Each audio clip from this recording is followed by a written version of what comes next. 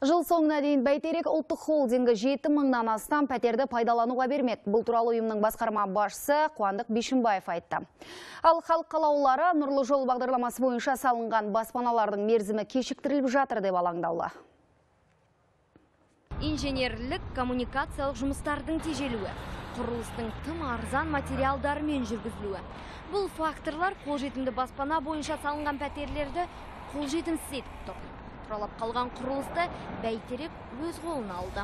Жыл соңына дейін ұлттық компания 400 мың шаршы метр, яғни 7-7200 шамасындағы пәтерді пайдалануға бермекші.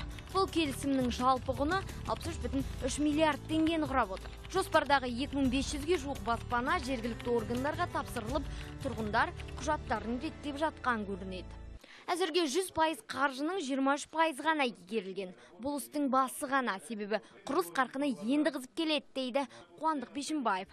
Басқарма басшысы жыл соңына дейін берілген қаржының 100%-ын да игереміз деп уәде етті. Құрылыс жұмыстары 23%-ға жасалған. Өйткені біз жасалмаған құрылыс жұмыстарға ақша төлемейміз. Біріншіден, жоспарымыз бар.